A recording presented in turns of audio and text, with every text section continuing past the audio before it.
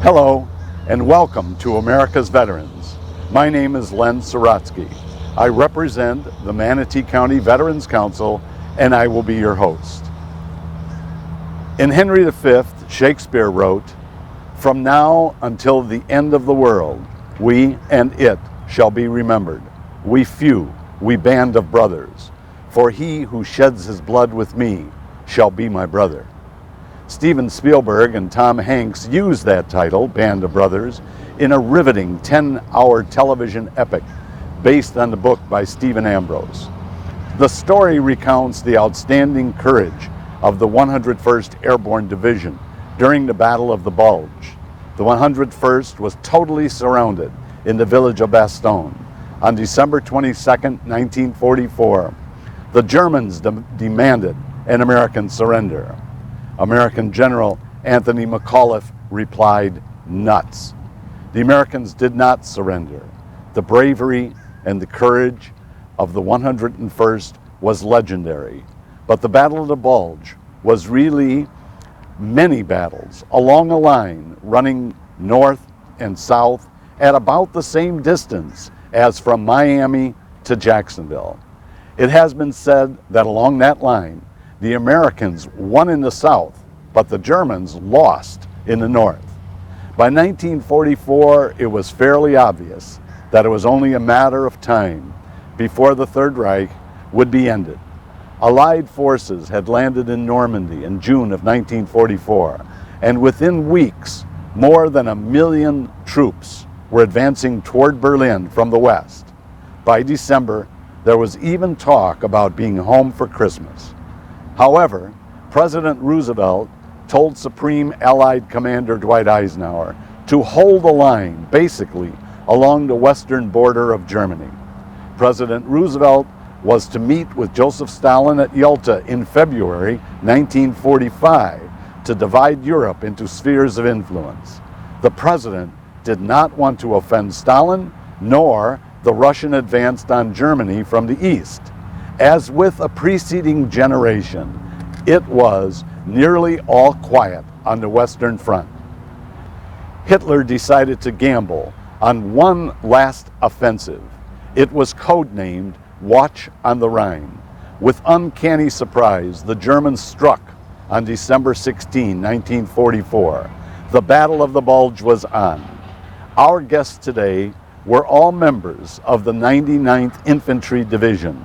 They bore the brunt of the ferocious northern attack.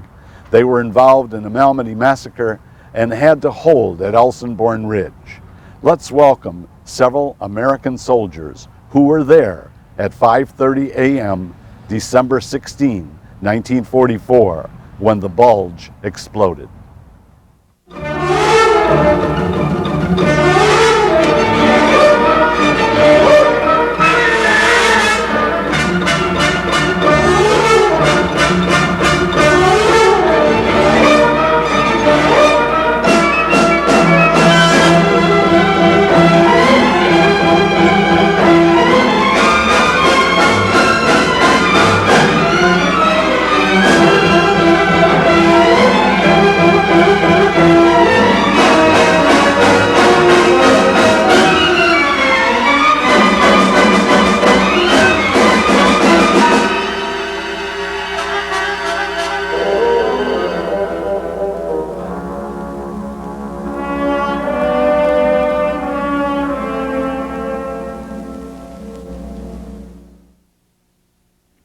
Ladies and gentlemen, it is indeed a great privilege for me to introduce 5 members of the 99th Infantry Division. And I'm going to go down the table so that I can keep everyone straight. So first, on my immediate left is Grant Yeager. Next to Grant is Kurt Marburg. And in the middle, we have Stan Colby. On the end of the table is Bill Muntz, and opposite me is Howard Kuhn. Thank you all for being here with us today. And I know that that it's customary for guys in the 99th to take a nap about this time of day, but we're going to force our way through this conversation. So the first thing I want to do is to ask each of you, and we're going to do this in turns, but I'm going to ask if each of you would take a couple of minutes, tell the audience who you are, where was your home, and tell us how you ended up in the 99th Division. So would you go first for us, please? Okay, I'm Grant Yeager. I was born in a little town, Minden City, Michigan, 1918. In 1934, I had the misfortune of being struck in the left eye, cutting the nerve off behind the eyeball. So from then on, the last 70 years, I've had no sight in the left eye. I had to enlist in the Army. I had to volunteer to go in as limited service. Limited service was intended to let able-bodied men go into combat. But as it ended up, I ended up in the 99th Division in combat anyhow, limited service or not.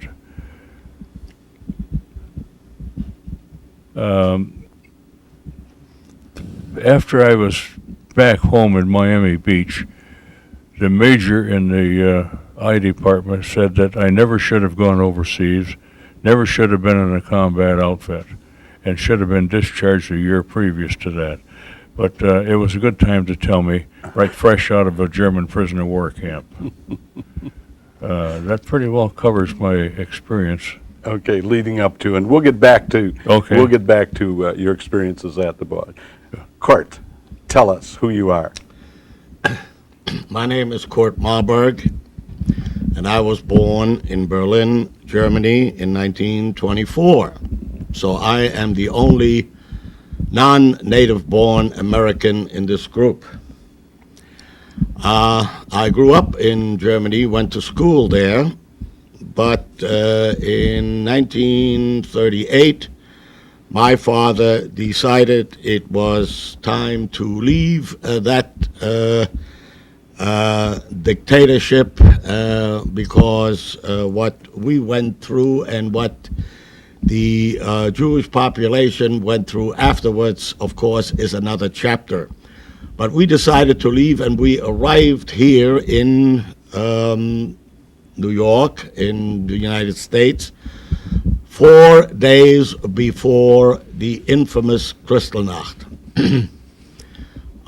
2 weeks later, I was enrolled in a public school in New York, didn't know any English, didn't know what the teachers were talking about, got left back, but I guess children learn fast, and in the spring semester of 1939, I was promoted, and then after middle school went to high school, graduated high school in May of 1943, and on June 22nd of 1943, I was in Uncle Sam's Army. I was mustered and accepted as a recruit, and what became as an active member of the U.S. Army on July 7th, 1943.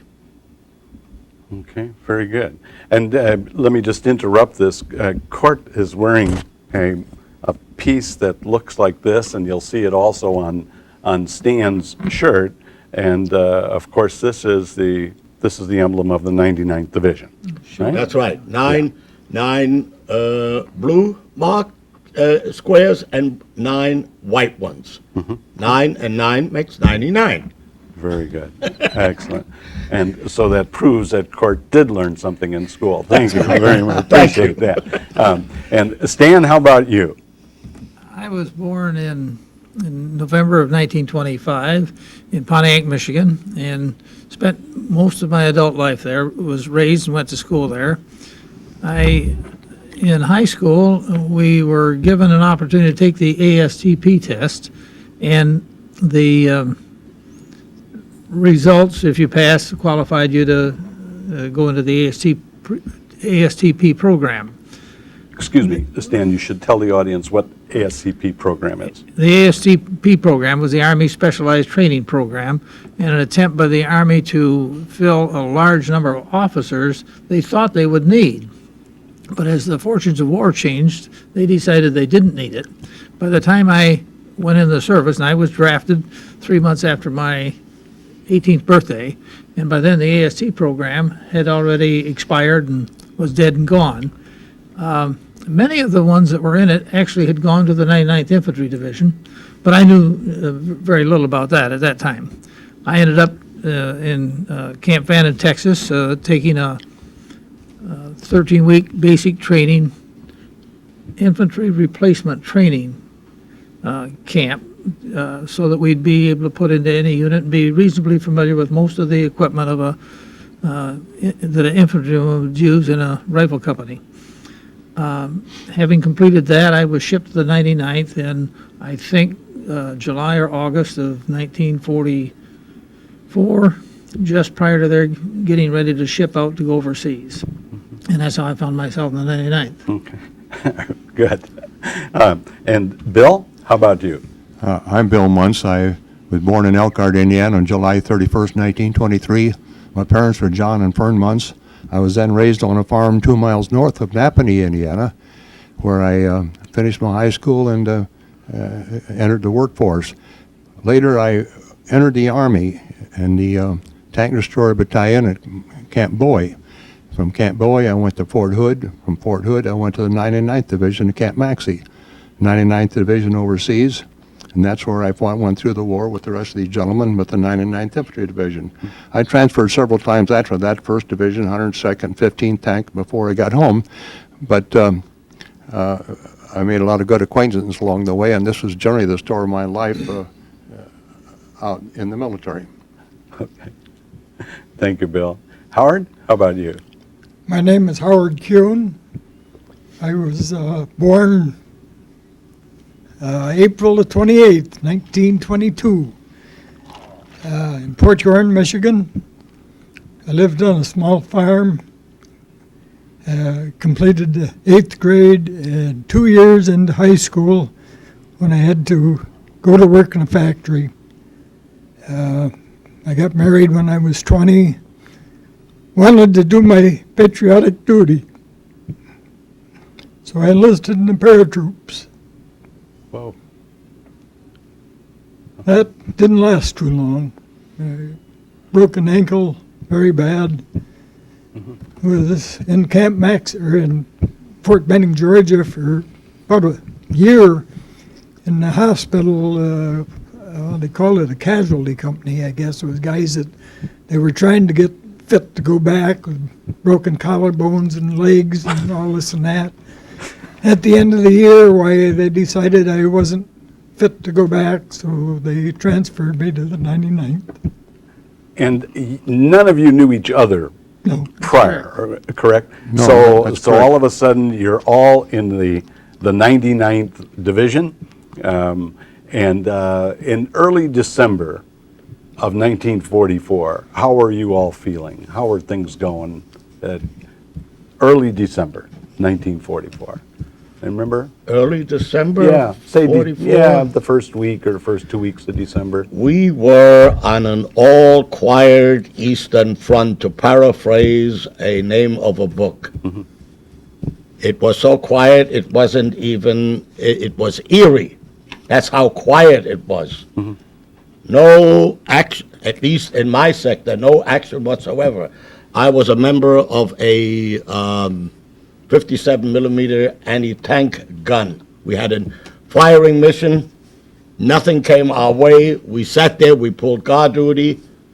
It was all quiet on the Eastern Front.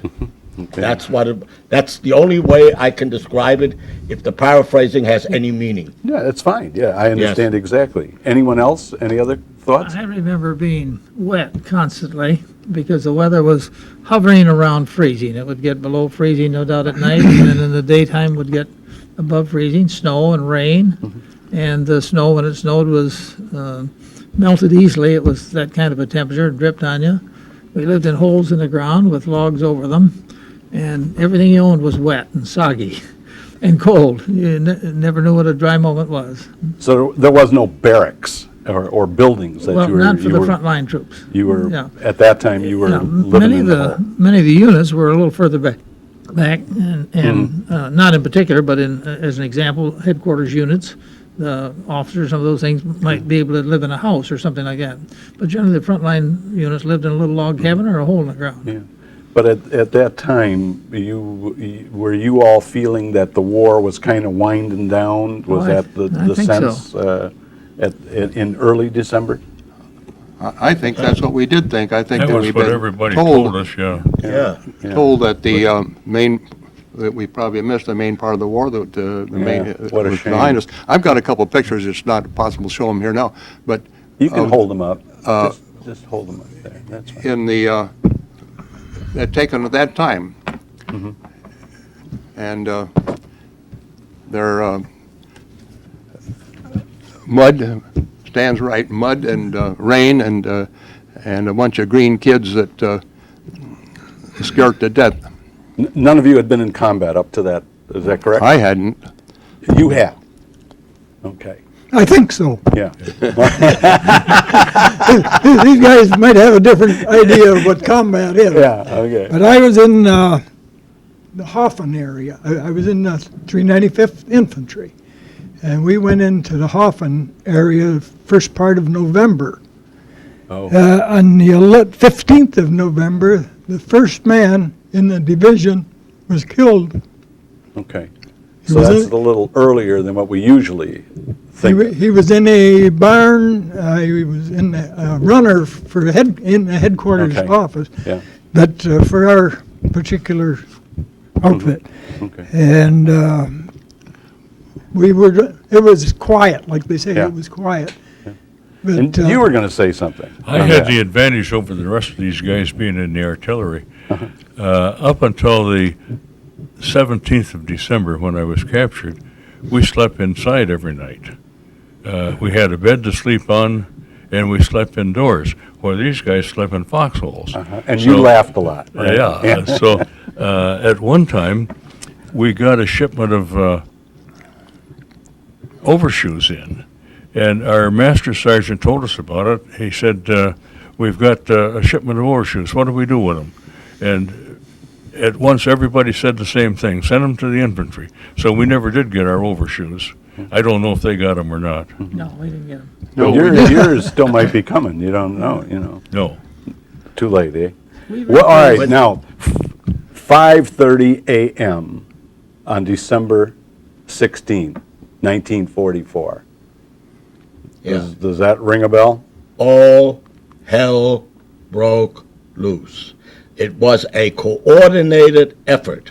While we knew that there was a buildup, while no one reacted to what information was passed back from our patrols and what we observed and what we sort of learned from the kids and the farmers running around in that area, when they came to us, no one had known what happened at 5:30 in the morning on December 16th. Okay. We were on the offensive towards the Ruhr Dams with the 2nd Division on our left, and we had just moved out on the offensive, and all of a sudden the artillery come in the wrong direction. Everything broke loose in terms of artillery, screaming mimes. What's a screaming Mimi? It is a projectile that makes a high-pitched noise. And when you hear that constantly, it's a very demoralizing noise. And you hear it coming, and it's like a screaming, high-pitched scream. Okay. Which You hear it, but you don't see it. you hear it, but you don't see it. That's correct. It's a rocket propelled. Yeah. Right. And Screaming what- Mimis. Yeah. And so on that day, on the 16th then, would this be fair to say that no matter where you were with your particular unit, that you all got it at that time, pretty think much so. across a line? Would that be I true? would, Yes. yeah, well, Go ahead. Well, I was just going to say that it's written that it was happening along approximately an 85-mile front, and it was a very well-coordinated attack, and that was part of the surprise element, was to have thousands of artillery guns start at exactly 5:30, and it was very well adhered to. There were probably a few exceptions in a few places, but largely it was all happening at 5:30. Okay, now just in general, so that the audience may not know what was meant by the Battle of the Bulge, who can give us your own interpretation of what was the Bulge? What are we talking about? Well, the Bulge got its name, I think, after the battle was over with, because the Germans made a bulge in our line. So they named the Battle of the Bulge, because the Germans had pushed back and made a bulge into the lines. Okay. The official The name was geographic outline of the front took on a bulge in the line. That's appearance. where the name came from. Okay. They called it the Wacht am Rhein. That was their code name for Watch on the Rhine. for the offensive. We codenamed it later on the Battle of the Bulge. The Battle of the Bulge was the largest land battle in the history of the world. There haven't been that large a land battle before or after. no, the largest for the American Army. Yeah. More men and equipment committed at one time. And just to get a comparison, there were more men involved in the Battle of the Bulge than the Battle of Gettysburg, right? Which we usually think Oh, of yes. as a, Oh, as a yes. massive. Oh, yes. Yeah. Certainly. Can I just say something as far as their planning was concerned and their careful execution of their initial, let's say, breakthrough? The gun that I was on, the 57 millimeter, we never got a round off. We had to abandon the gun because the mortar shells were zeroed in on the front, on the back, and right on top of the gun. We abandoned it. We never fired it. That's how accurate they were in their initial attack. Would it be fair to say that we had something of an intelligence breakdown? That they were able, I mean, this sounds like a magnificent plan on their part on that first day. It was, the weather played right into it because our observation planes was grounded. We couldn't get planes in the air, and so even though we knew something's coming off, we couldn't know the magnitude of it because of the observation wasn't there. I see. And so you all mentioned the artillery and screaming Mimis and the rockets, et cetera. Was there any air traffic at that time in the battle at all? No, not that No time. air. Happened No air. because of the weather. Interesting. It was, that particular day was a very foggy morning.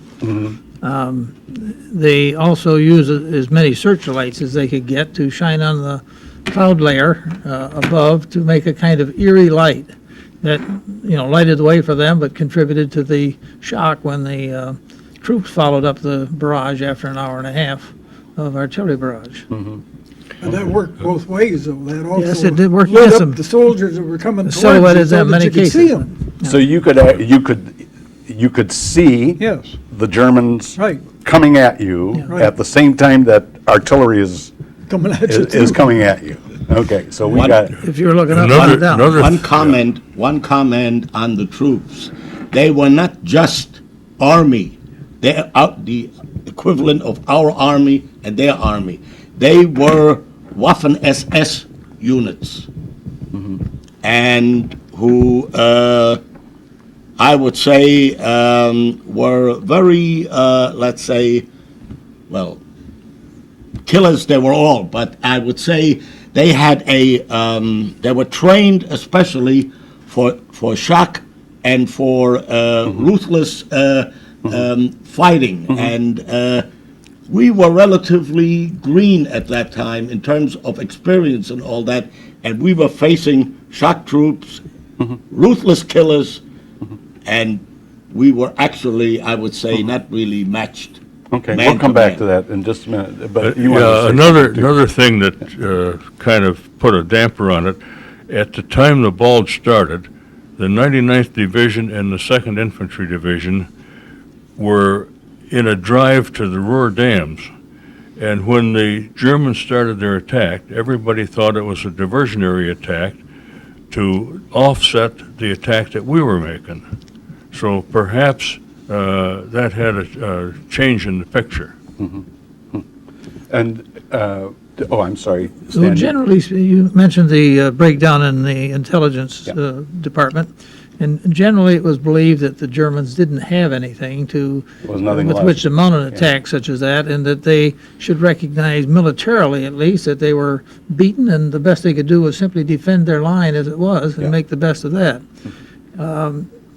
The German army felt the same way. I believe it was Hitler who said that that's what we could do, and it was largely a political move. If he could split the Allies up, he thought he might create enough unhappiness amongst them that they would make separate peace and he could go back to fighting Russia.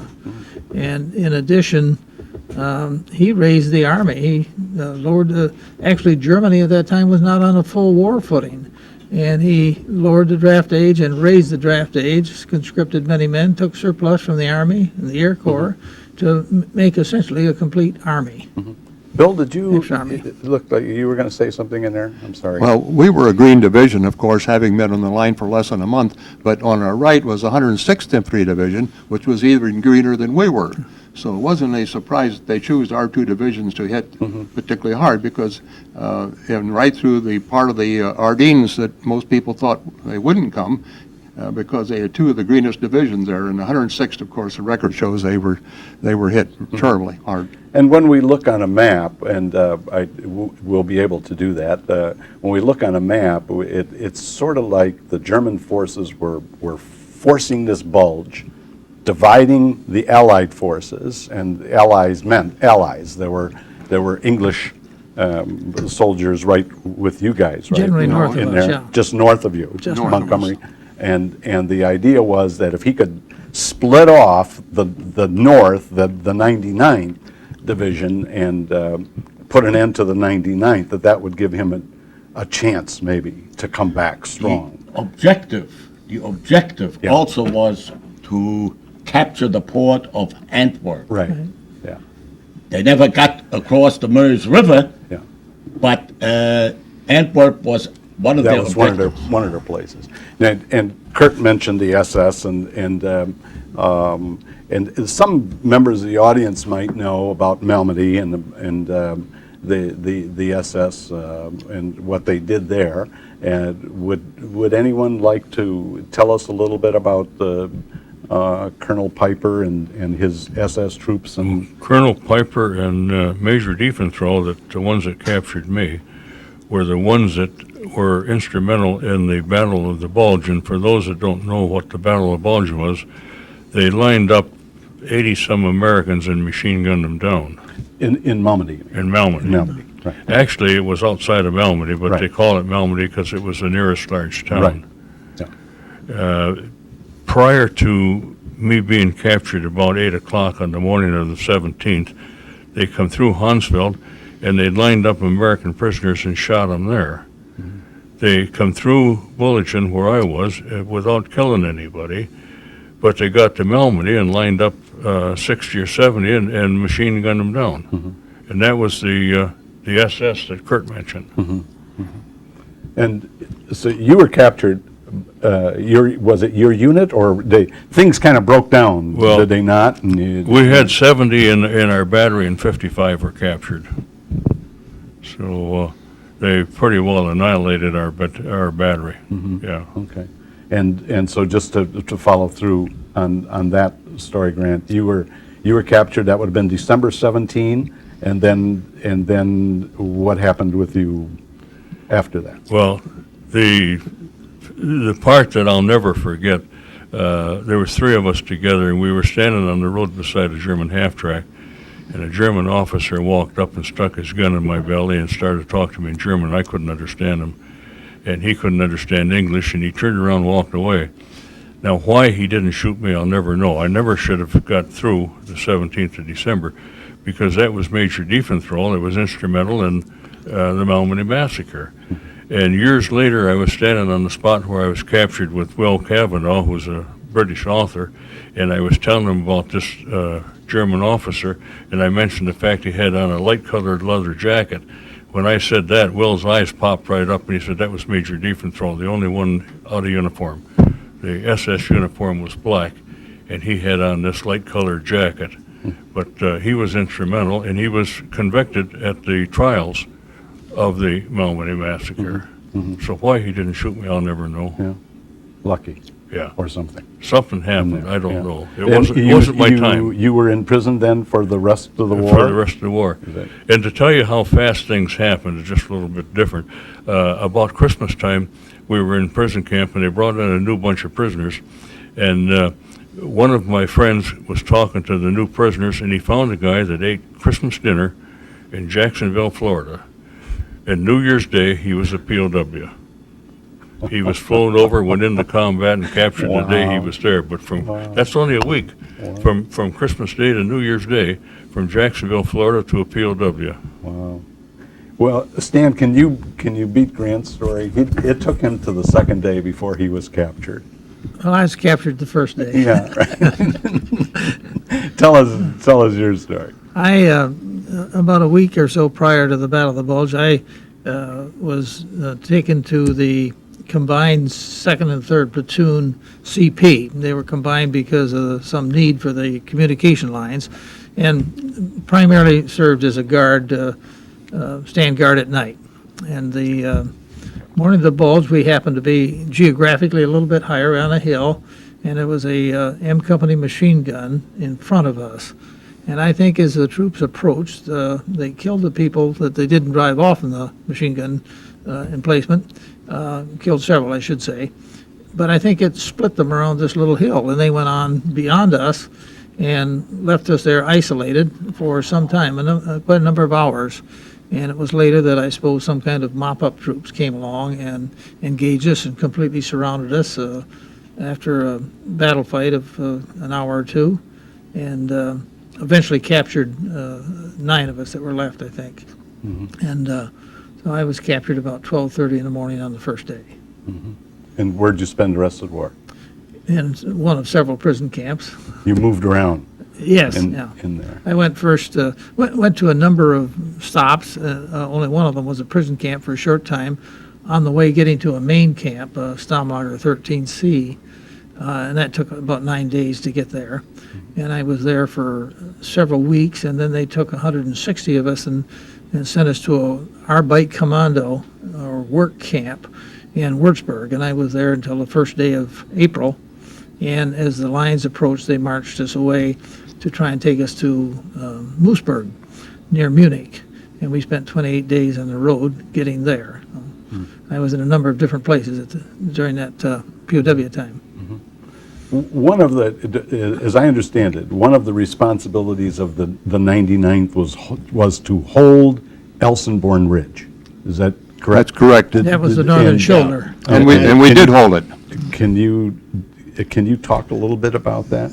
Yes, we, like all the rest of them that hit with this German advance and the heavy artillery, we soon lost our forward positions, and we lost contact with regiment, battalion, or anybody. We were a company isolated out in the woods, what was left of us, and so we had our outposts out.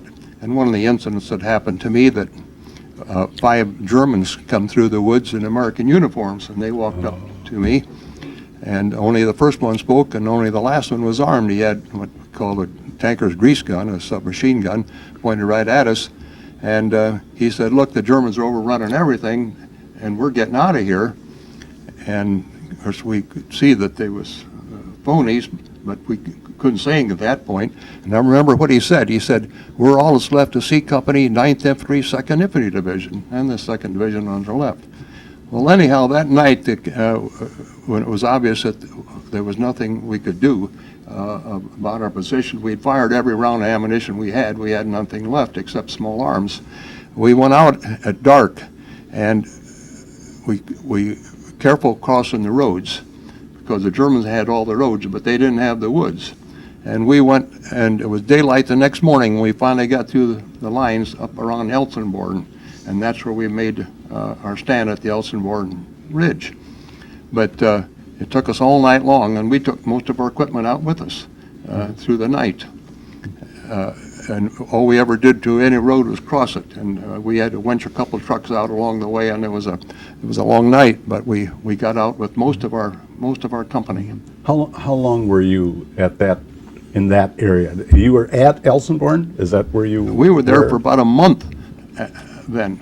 Yeah. And every night they roused us out, or almost every night, go back in the city of Elsenborn and patrol for paratroopers. The Germans were dropping paratroopers behind us. Luckily, we didn't find any, but that was part of our, and we had but the Elsenborn Ridge is where we had 2 men foxholes there and stayed there most of a month.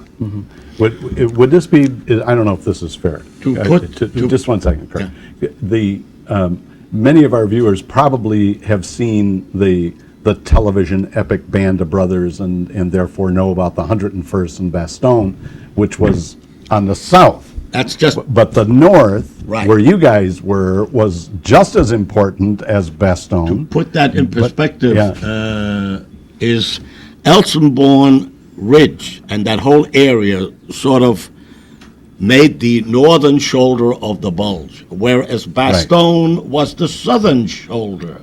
And the drama of Bastogne, with the Germans being told nuts when they were asked to surrender, and General McAuliffe has a monument now in Bastogne, that is what everybody remembers as far as the Bulge is concerned. Yeah.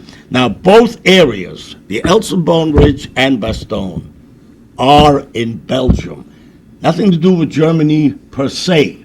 This was all Belgium country, Belgian territory. Yeah, that's a good The point. south was Bastogne, and the north was Elsenborn. And in between, of course, well, there was other fighting. Yes, yeah, that whole line. And that line would have been, I think, I'm not sure if Stan said it was, 99th position is given variably from about 18 to 20 miles, sometimes a little over 20 miles, so it's approximately 20 miles. You don't want to take anything away from the 101st Oh, no. because they did a tremendous No. job. If you read American history, they say they won the Battle of the Bulge at Bastogne. If you read German history, the German says they lost the Battle of the Bulge at Elsenborn Ridge. Elsenborn Ridge, yeah.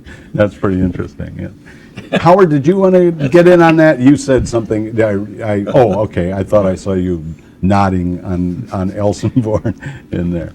Militarily, the shoulders are what contains the attack from enlarging and not having any position to hold them into. As long as they had the north and south shoulder, well, then they had a chance to contain them. And you said, or somebody said that oh, I know what it was. Bill said that you were on the ridge for about a month. And the Battle of the Bulge, it's pretty easy to say when it started, but how easy is it to say when it ended? Is there a... There seem to be all different dates. Yeah, And right. different units started to regain the territory at different times, so it's really difficult to come up with a date. Generally, they're given in the latter part of January, Right. but the 99th, I think, didn't start off their line until the 5th of February, before they started a counteroffensive to take the land back.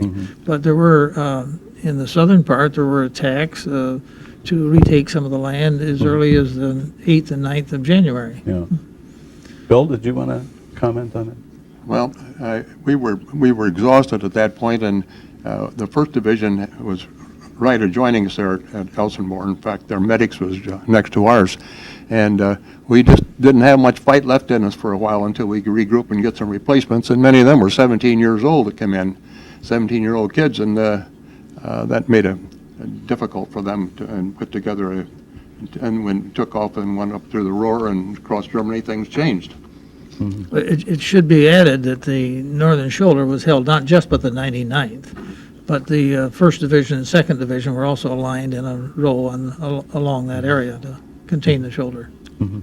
The line generally was running north and south, right? Generally, Very and, roughly, and then yes. bulging in the middle. But that distance from north to south probably was About 85 miles. Yeah, it wasn't even as far as it would be like from here to Orlando. Yeah. when we were first committed, when we placed the gun into position, the 57 millimeter anti-tanker, we were facing the dragon's teeth. I could go walk out and touch You were that one. close. That's Now, you how close better- we were to the actual German defense line. By Okay. that at that time when we were committed. We need definitions, though. Now, you just told the audience that you were out touching dragon's teeth, and they're going to think you're talking about some fairy tale here. Well, yeah, these What do we mean by dragon's dragon's teeth are cement blocks to prevent armored vehicles from going across. Mm-hmm. It seals off an area where no, let's say, armored vehicles or any other vehicle for that Mm-hmm. matter can negotiate that particular. Yeah, it's triangular cement blocks. Right. And that would have been, what you're talking about was that would have been a part of the Siegfried line? It was a Correct. Siegfried Exactly. line. Yeah. And when we went in there, they issued dynamite to us. They issued us quarter-pound sticks of dynamite to blow foxholes because you couldn't, there was so much rocks and stone there, you couldn't dig a foxhole.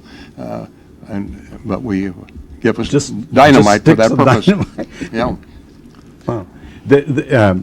I know you guys know this, but France and Germany had a series of wars, and it was back and forth, back and forth. In 1870, Germany defeated France, and they thought that was wonderful, and consequently took some land from France. Alsace-Lorraine. That's correct. And then during World War I, of course, France was really beaten again until you know who went in and saved them. Right. And as a result of that, the French got their land back. But in the meantime, France, in order to try to prevent a future German invasion, had built a line called the Maginot Line. That's correct. And that line ran north and south in France. It never dawned on them that the Germans would go around their defense line and come in They from, went through from the neutral north. Belgium at Yeah, that time. Yeah, Right. and in response to the Maginot Line of the French, the Germans built a line called the Siegfried Line. And part of that, what Kurt was talking about with the dragon's teeth, were laid out to prevent mechanized invasion. Correct. Yeah, That's right. correct. Okay, and so now on with the battle. We don't know exactly how long the Bulge went. 4 to 6 weeks, at least 6 weeks, I guess, would be. Yes. I think so. Would be fair. And even before the Bulge, was the 99th aware of the political situation to the extent that the Americans and British were kind of told to hold up on the western edge and allow the Russians to come in from the we east? were- Were you guys aware of that? Or not? No. But we were far from that line. Yeah. That was near the Elbe River, and the Elbe River is in almost central Germany. We hadn't gone into Germany yet. We were still in Belgium. So that happened in April of 45. We're talking December 44. Right. Yeah. Okay. And yes, you're right. Right. So now let's see. We've got the two of you guys were in German camps for this war. Now, how about the other three? Do you want to make any comments about your experiences after? Could I interject? Sure, you can. Before we go any further and get into other matters, I want to mention, in spite of the miserable conditions in November and December in the Bulge being wet and cold, temperatures were, as I say, roughly around freezing, up and down a little bit. It should be remembered that after the Bulge, the weather turned bad, and it was said to be the worst winter in variably 50 years or 100 years or worse ever in history. But it was a particular miserable time, and the snow got to be hip deep and way below freezing temperature. So if the mud of November and December was bad, the freezing conditions were especially miserable for the troops that were remaining there on the northern shoulder and along the Elsenborn Ridge. And these fellows are the fellows that had to bear that. Yeah. And usually, it seems to me every photo I've ever seen of Elsenborn was always in the snow and, Plenty of and snow. looking. Really, it reminded me of Korea. That seemed like a very. I like to comment on that. Sure. It was bitter cold, and a standard uniform, at least what I wore, was 2 pairs of long johns, 2 sets of ODs, wool ODs over them, and a field jacket. And later we got overshoes. At first we didn't have those, but when we lost about as many people with frozen feet as we did to the enemy. And when we finally got the overshoes, many of us were taking our shoes off and just put 2 or 3 pairs of socks on and put them in the overshoes, because by that time our feet was in bad shape and we could keep them warmer that way. And so that's one of the miserable parts of the war. I thought I got so cold I didn't think I'd ever get warm again. Yeah. The footgear was inadequate for the terrain that we were supposed to fight in. I became a casualty of it. I never got the overshoes. I fought with ankle boots and leggings. That is World War I footwear. And on the ridge, one night, it became unbearable. I almost screamed. The pain was so excruciating. I was evacuated and never came back to the front line. It took 3 months to recover with trench foot or frozen feet, whatever you want to call it. It was that bad. In general, though, did we do a good job of keeping supplies and things? I know, Bill, you mentioned you ran out of ammo, didn't you? Well, we did in the Bulge. We fired every round we had. But I'll tell you about the food. I don't know where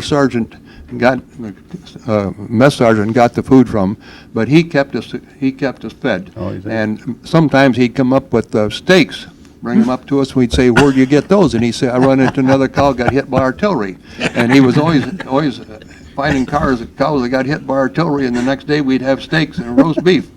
But this gets to be a valuable part of the war, you know. Yeah. Well, you got to eat. They were talking about clothes. I've often mentioned in the last 50, 60 years, I had better clothes deer hunting in Michigan before I went into the Army than what the infantrymen had during the Battle of the Bulge. That's an interesting comment. Yeah. I'd like to mention that the condition that caused the entire Allied line to become static prior to the Bulge was largely because it was very difficult to supply them. After the breakout, every mile that we made as an inroad into Germany, or whatever territory we were taking, meant 2 more miles of drive supplies.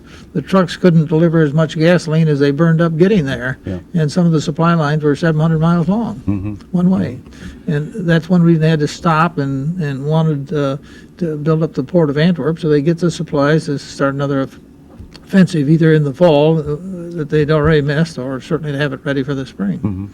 And after Normandy, in June, we had more than 1 million troops there. So that's a lot of people that has to be cared for. They had the Red Ball Express coming from Le Havre into the Belgium area, and the trucks loaded would come on this Red Ball one way and go back on another, and the Frenchmen in Belgium and everybody else got to get off the road because those trucks were coming through, and that's what they had, a one-way traffic going east and then going back west. I read about, I can't remember, the Otto Skorzeny. Am I saying that right? Otto Skorzeny. Otto Skorzeny. Can you tell us about that? I thought that was fascinating what the Germans did. Otto Skorzeny was a Nazi from way back, one of the old supporters of Hitler. And he thought he would, let's say, play a particular role in the Bulge by training, teaching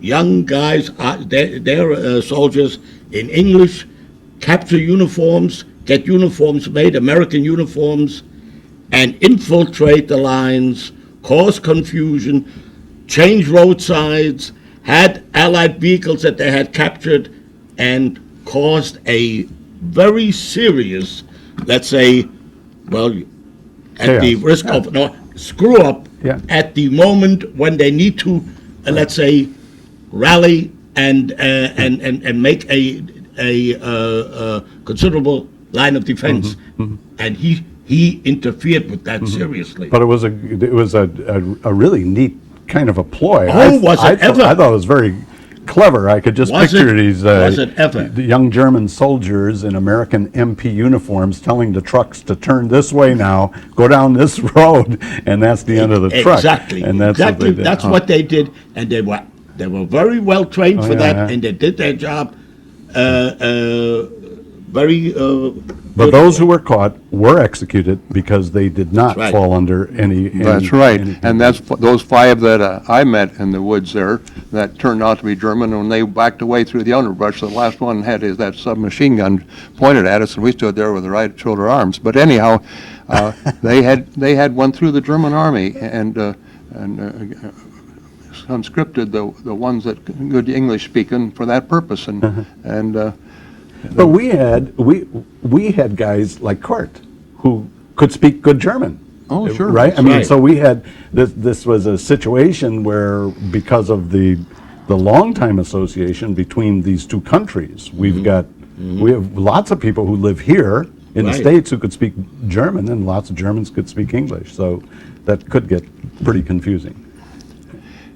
Go ahead, Bill. Well, I remember spending the winter of 44, 45, either outside or in a hole in the ground. And one trip back to Vivier's for a shower. If I had more than one shower, I don't remember it. In a year? Yeah, I was going to talk to you about that. That's a long time. Yeah. Howard, do you have anything else that you want to toss in here? Get some water. We're gonna be moving down to closing the program pretty soon, and so what I'd like to know is how the war ended for each of you. What you made it through the Bulge, and we congratulate you for that. I mean, that in itself was, with the tremendous number of losses and tremendous number of missing and wounded that we had, and you guys made it, and so congratulations. But we get past the Bulge, and the war has to wind down for you somehow. How did you end the war?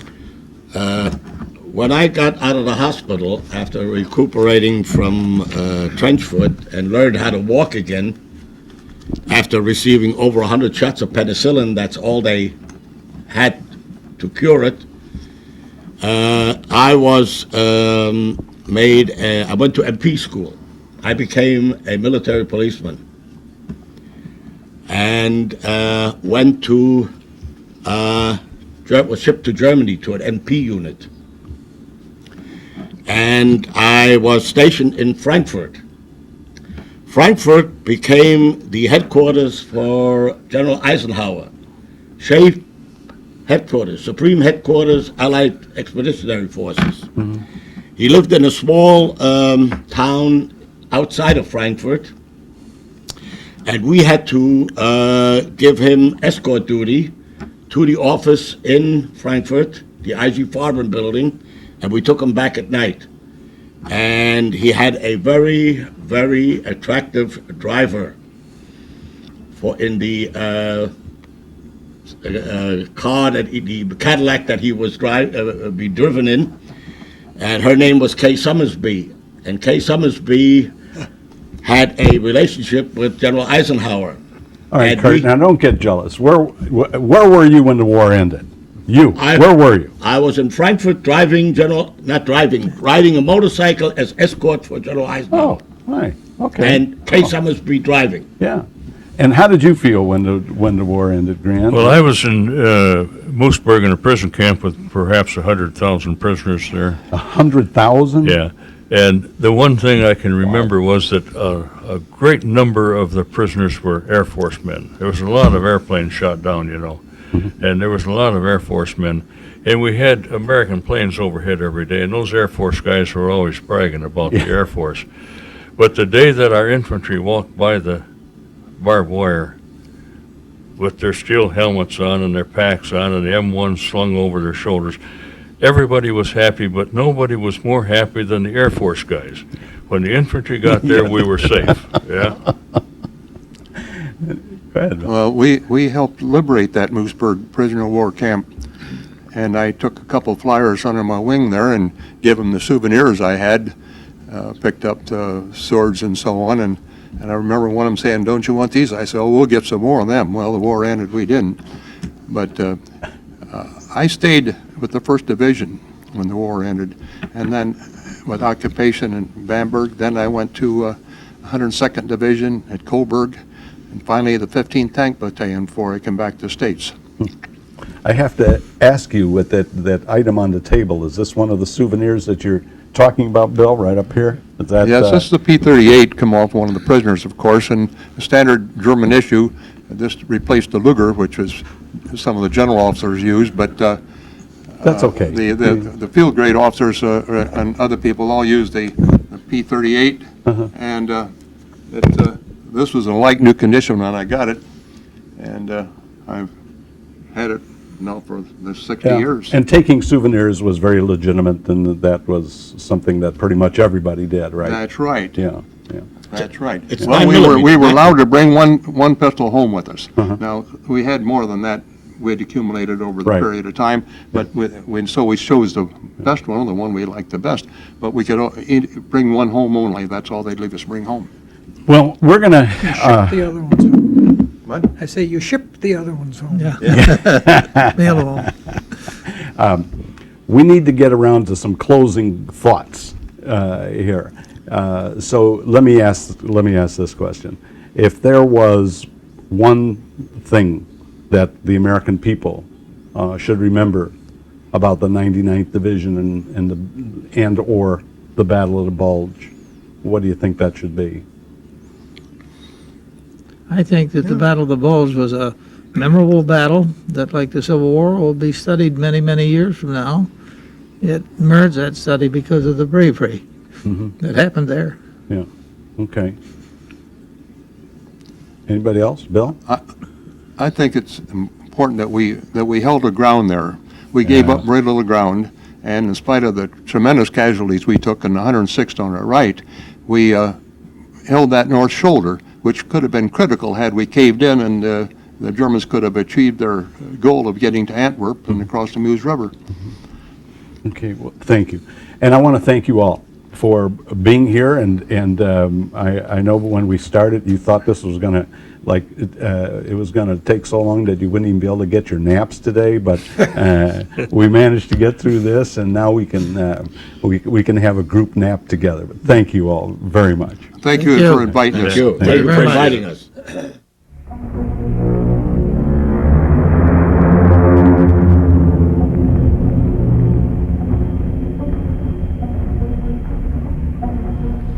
I wish to thank Stan, Kurt, Grant, and Bill for being with us today and for what they and their band of brothers did to preserve freedom 60 years ago. My thanks also go to the staff of METV for producing this program, and my special thanks to you for taking time to watch America's Veterans. There's really no way to know how many troops were casualties in the Battle of the Bulge. In one account, the battle began on December 16, 1944, and ended on January 28, 1945. In that period, 8,497 Americans gave the supreme sacrifice. 46,000 more were wounded, and another 21,000 were listed as missing. Of the 1,181 members of the 99th Infantry Division known to have died in Europe, at least 33 rest in graves known but to God. I will close with two stanzas from For the Fallen, a poem written by Englishman Lawrence Binyon in 1914. It seems appropriate. They went with songs to the battle. They were young, straight of limb, true of eye, steady and aglow. They were staunch to the end against odds uncounted. They fell with their faces to the foe. They shall not grow old as we that are left grow old. Age shall not weary them, nor the years condemn. At the going down of the sun and in the morning, we shall remember them. I urge you to say a prayer for and to offer your support to those young men and women who are standing in harm's way for us today. They need us more than ever. Freedom is never free. If you are enjoying the freedoms that you have, thanks a veteran. Thank you, and God bless America.